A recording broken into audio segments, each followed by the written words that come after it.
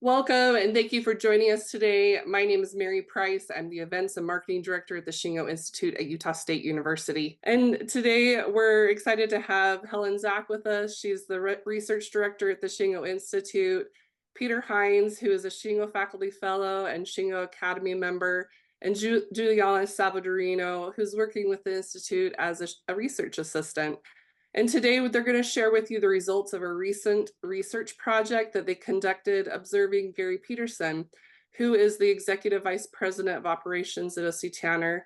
There was a short article published in the newsletter that went out just last week. And if you missed that, you can read that on our website. Just go to shingo.org/articles. And with that, I'll turn the time over to our team. All right, well, thank you, Mary. Good day, everybody, wherever you are in this fine land. I'm in Southern Florida. So many of you know me. I'm Helen Zach, a research director here at the Shingo Institute, and it's my honor and pleasure to introduce to you my research partners and co-presenters today. Peter Hines of the Enterprise Excellence Network and a very valued Shingo Faculty Fellow, and Juliana Salvadorino, a PhD student at the University of Aveiro. And we all know that organizations are social technical systems.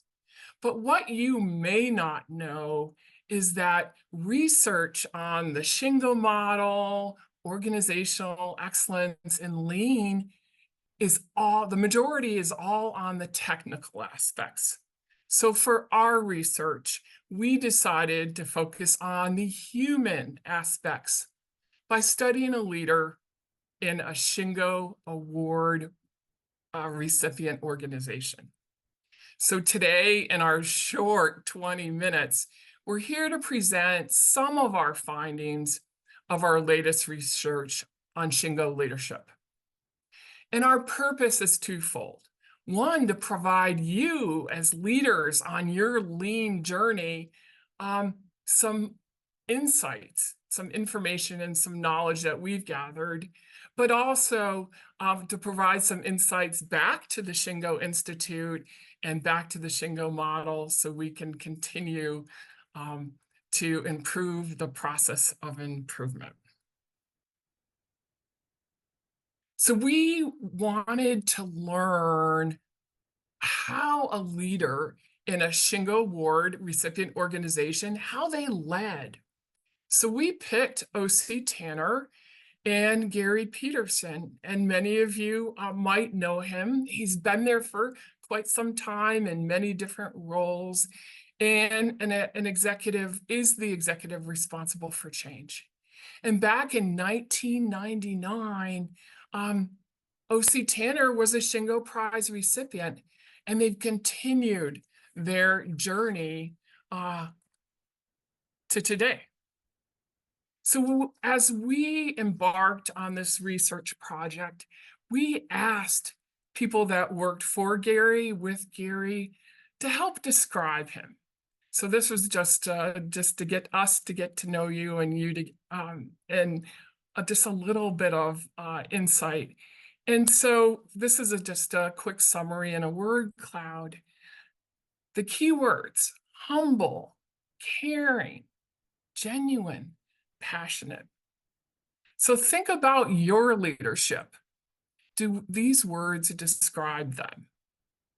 So in the next 20 minutes, here we go. We're going to reveal more and more about the human characteristics of a Shingo leader. I'm Juliana. I'm in Portugal right now. So we are on fire. We're literally on fire. So I'm Juliana. I'm a PhD student, almost finishing my PhD. So give me luck for this final stage. So yes, Gary Peterson was our focus in this research. And here we are saying that an evolved leadership can characterize Gary Peterson, because actually it was something at first, and then because all of that he went in his in his life, he had to do some changes to his character and become a new type of leader. So our research method was an evolutionary qualitative approach. So we started with exploratory phases, then we went to explanatory and then confirmatory. So we analyzed language, body language, emotion, and voice tone in peers, community, direct reports, and indirect reports. And this was like a 360-degree review in all of these people. So starting with language analysis, we use the sound wave model, which identifies 9 voices, 3 for asking in style, 3 for suggesting in style, and then 3 for telling in style. Gary, his favorite approach is more an asking style. So we conclude with this that he has a distributed and servant leadership. Then if we look at the graph you have in the slide, for suggesting and telling voices, they are considerably lower, but in this graph, considerably lower is actually a higher score because 1 is the high. And because of this, we conclude that his approach is both humble and respectful. For asking in style, we must say that direct reports have a difference in considering the other groups. So they have a lower score in asking in style. And because of this, we can say that situationally, Gary Peterson has a more directive tone with direct reports than with the other groups. The emotion analysis it confirms this finding. So first of all, how positive emotions are scored above 4 out of 5, and all negative emotions below 2 out of 5. So all of this give us the conclusion that Gary can actually create, his style is capable of creating a good organizational culture, capable to lower stress levels and improve motivation and also productivity. There were no statistical differences among all the groups in this finding because we applied non-parametric tests in order to understand if there were some differences. But if you are capable to see, the direct reports scored slightly higher in upset, nervousness, and aggravation, and this aligns with the sound wave model's prediction that direct reports perceive a more directive tone. Going to voice tone analysis, we can see that high scores, we have high scores for competence, trustworthiness, confidence, attractiveness, warmth, and agreeableness, and low scores for dominance and aggressiveness. The test that we applied shows us that there were no significant differences between the respondents, and we conclude that Gary positioned it as highly trustworthy and with low dominance in his company. Now, body language. Here, the test, the non-parametric test, revealed no significant differences between the respondent groups for most language cues, although 2 exceptions emerge. We have open hands, which is a sign of honesty, so it's good. Here, community and indirect reports scored higher compared to peers and direct reports. And then we have crossed legs, where peers and direct reports scored lower compared to community and indirect reports. And I must say that crossed legs, it's a defensive posture, although we have a possible explanation for this, since Gary has an habit of sitting cross-legged when he wants to listen attentively people. And this might influence how the groups understand these postures. So we also gathered at least one story from people about Gary, and the most popular subject was about passing on of his new leadership style to his direct reports and them on downwards. And once again, we have here the distributed leadership that Gary practices. Here, we understood how people understood Gary Peterson actions. And one thing that was really impactful was Gary knowing everybody's names and something about them personally. Gary told us that this was intentional, and when he sees a person, he just thinks, what do I love about this person? And this is like a mental kata based on a positive mindset. We call this mental kata, since kata in its origins, it's like pass standardized work. So it's like teaching standardized work to a person. So we have here mental kata, since it relates more with positive psychology. So here, people told us how they responded to Gary Peterson influences. And we have things like being kinder, increasing effort, developing leaders, empowering people, focusing on family, understand what is important to people. So here we can actually understand how great is the influence of Gary Peterson on people. Morning, good afternoon, everybody. So what Juliana has talked about is important in the research. Is we're usually used to, with the Shingo Institute and obviously the other teachings that we do, we talk about what people do and why they do it, and the strategy deployment and the Gemba walks and all those sort of things. But actually what's come out of what Juliana's been talking about is that how he does it is important. So it's not he does the leader standard work, it's the how does he do it. He does it with this emotional view, the behaviors and the body language and so forth. So at OC Tanner, we don't have time to go into it, but recruitment, coaching, strategy deployment, leader standard work, and recognition are probably the 5 most important systems. So they have about 12 that they actively work on, but really those are the most important. So the what is the usual lean stuff that we do, we see, but what you find is a much more focus on the coaching and development of people. So some of the insights that we've gained, and these insights are obviously for you as the audience today, but also for the Shingo Institute, as Helen mentioned as well. So we'll go through these one by one. So there's 8, but we'll look at them one by one. So the first one is around the cultural enablers and the leading with humility.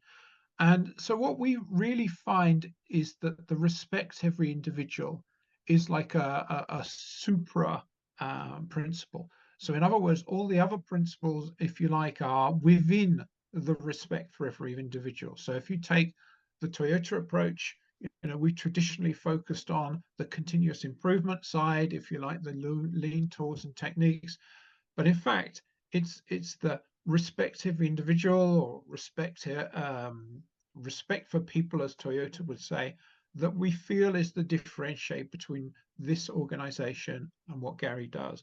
And to give you an insight, that they've increased their productivity 800% in this organization since winning the Shingo Prize. So that gives you an idea of the sort of change that they've been doing.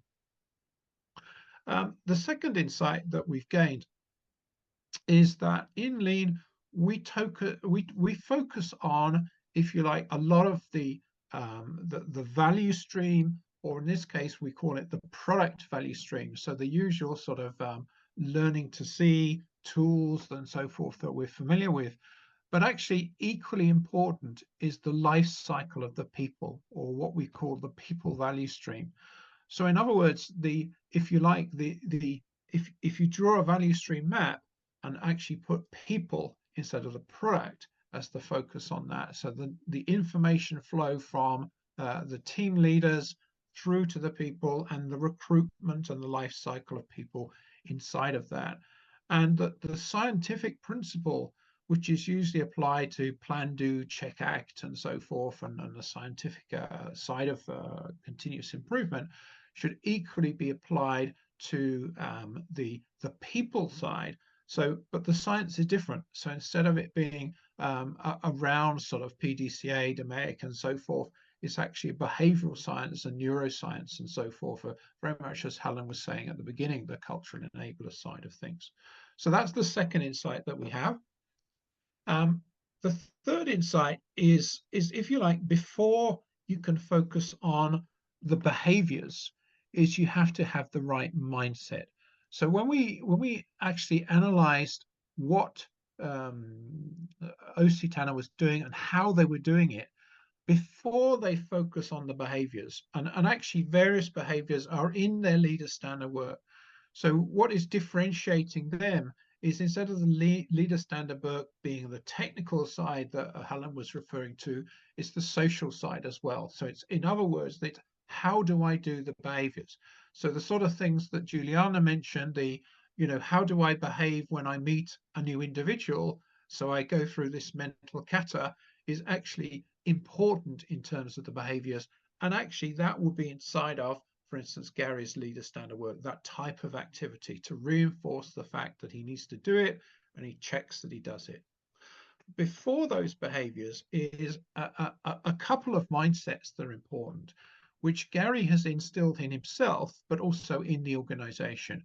So the first of those is a growth mindset. So that's if you like, the way of thinking about that is a glass half full rather than the glass half empty. So I can't do that because glass half empty.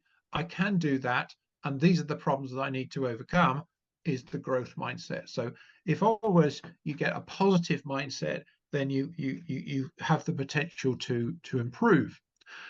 The second part is what's called the outward mindset, which comes from the Arbinger Institute. And the outward mindset is basically saying, I'll think of you before I think of myself. And if you like, typically leaders in organizations get good at being actually quite selfish and actually thinking about their own career and their own progression, etc. In OC Tanner, they actually think about and work on a mindset of being outwardly outward mindset. So this is actually trained in every single individual, but actually the systems, so the recruitment system, the reward system, and the coaching system is geared towards reinforcing these sort of mindsets, etc. So having the right mindset means you've got the opportunity to have the right behaviors and so forth. So that takes us on to the fourth side of, if you look at lean, we're all familiar perhaps with the Shingo bridge, and the left-hand side is the traditional tools and techniques that we're all familiar with. And the right-hand side is the culture that we're trying to engage. What we noticed with Gary is, if you actually were to give a label to him, apart from the humble, leader that we saw earlier in the word cloud, it's a high emotional intelligence. So in other words, he goes out of his way to understand the needs of others, to adjust the approach that he does in terms of dealing with each other differently, and actually to think about his own behaviors and how he's going to make the organization succeed. So again, this is underpinned by behavioral science, positive psychology that Juliana mentioned, and neuroscience as well. So a lot of the thinking that we need to do needs to be thinking about not just intellectual intelligence and how clever I am at solving problems and so forth, but the emotional attention. We find that the higher up in the organization, the more important that this one particularly is. So that's the fourth insight. The fifth insight is, unsurprisingly, everything at OC Tanner is underpinned by the recognition. It's sort of like a supra system there, and it's actually the strap line of their company, recognition. That they actually make recognition awards. They actually make the Shingo prizes as well. So it's not surprising that they, if you like, they live their own way of thinking of recognition and so forth. So actually underpinning this is creating this positive environment, creating recognition, self-recognition, and so forth. But actually, we find that this is very, very useful for their activity. I mentioned this at the beginning of that. It's not just about what do you do. It's very much, as Juliana has talked about, is how do you do it? So for instance, if Gary's taking a meeting, so Juliana mentioned these cross-legged, he's cross-legged sitting on the floor, listening to them making a presentation. So he's putting himself in a lower power position than someone making the presentation and asking questions. So it's an inquiry based. He's giving the power and the positive vibes to the people doing themselves. So what we believe is thinking about the constancy of purpose should be constancy of behavior and what we've termed micro behaviors. So this is how does he behave? So he behaves by asking questions, by sitting on the floor, by actually how he's, he smiles and so forth. So how does he behave? These micro behaviors. So before, if you like, we focus on KBIs, we think that mindset is important, and actually micro behaviors are a way of reinforcing those behaviors as well. So the last two insights, so the first one is around coaching. And we're all familiar, I suppose, with the kata coaching and the how do we make improvements. So if we click to the next slide. Okay. You can see that on here, the kata coaching is, if you like, on the left-hand side. This is the traditional Rother and Mike Rother work of improvement kata being led by the individual or the team to improve their organization in their own area, and then the coaching kata to reinforce and support them. If you like, both of these are very much for the organizational benefit and so forth to actually improve the organization. What we see with Gary and OC Tanner is actually the right-hand side as well. So there's three types of kata. So there's the improvement kata, which is for the organizational's benefit, which is we're all familiar with.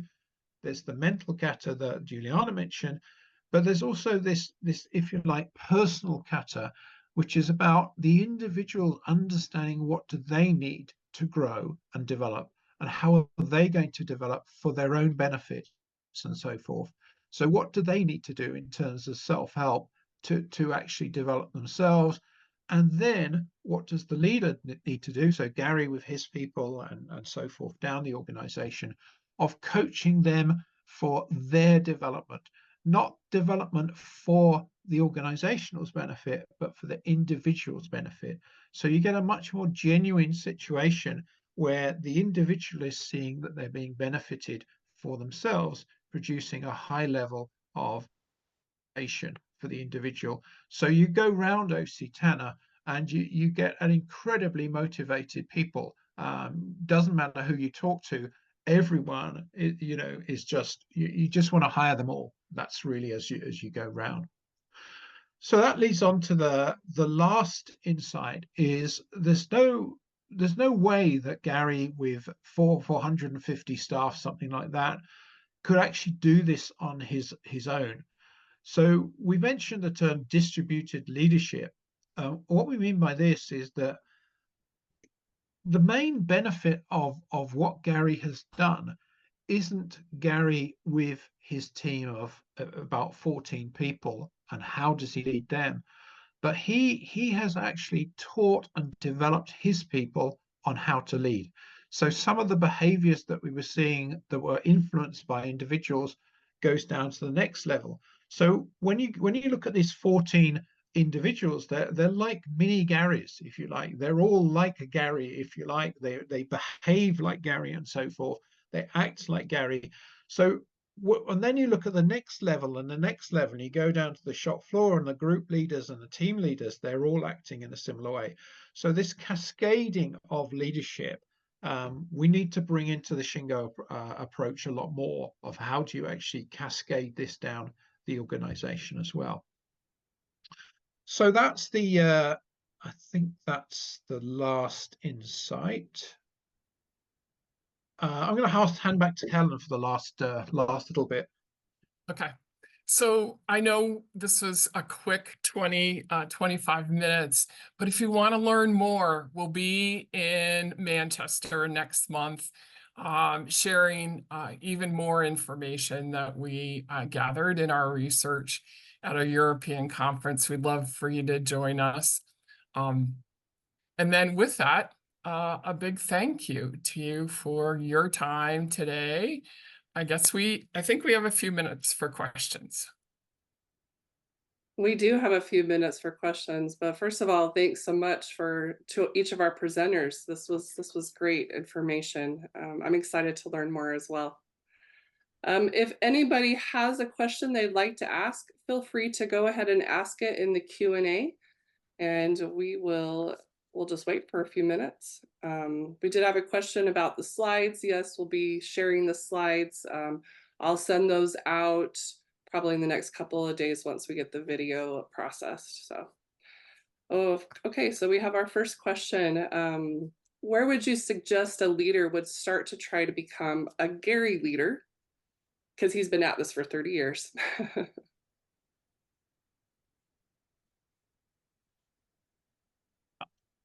I think the first thing is go and see OC Tanner. Go round OC Tanner, go and see for yourself. I think the second thing is get your mindset and the mindset of your organization right. So we talked about that growth mindset and we talked about the outward mindset. And we feel that actually that's the starting point. Get your mind and your people's mind in the right place, then it's possible. If you don't get the right mindset, none of this is going to be possible. So that's the starting point. Great. We have another question. They asked, what's the main methods Gary uses to cascade his leadership down to lower levels of leaders? Is there a specific system you would highlight? Maybe I'll start, Peter, Yep. Okay. Yep. and then you can do that. What we saw with Gary was he was very intentional with his leader standard work and being a role model for his leaders. So being very intentional about how he did things, how he coached them, work on personal development. So that would be one. Specific systems, yeah, they're people development systems, his leader standard work system, some of the 5 that we talked about today that we'll go in more detail with when we're in Manchester next month. We considered some of the key enabling systems to make this work. Great, thank you. How is the best way to align the mindset of the company before starting with behaviors? I mean, what they did, I don't know if this is the best way, but they actually developed with the Arbinger Institute. They trained the senior people, and then they developed their own training approach, and they cascaded that to everyone in the organization, and then they aligned the different systems that they got. So it was the integration of the systems. So it was integrated with the coaching system, it was integrated with the reward and recognition system, and so forth. So actually getting all the systems aligned with encouraging the right mindset was actually the key to what they did in the organization.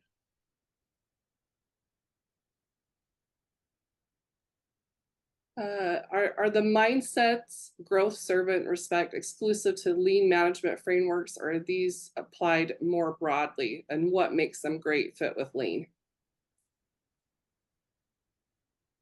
Do you want to answer, Juliana? Well, I think lean is really settled on things that are standardized. And here we are talking about positive psychology and micro behaviors as well. So we need to make this upgrade. It's like not just concentrate on standardized tools, which are important, but also in our body language, in our voice tone, in our emotions, in our emotional intelligence, which is really important, in our mindset, which is also really important. Do you want to upgrade my thoughts, Peter? I'm conscious that there's lots of questions and we probably should let other people have a go. I think we're going to ask the very last one. And this person asks, would you say that Gary puts development ahead of, development of his people ahead of organizational results?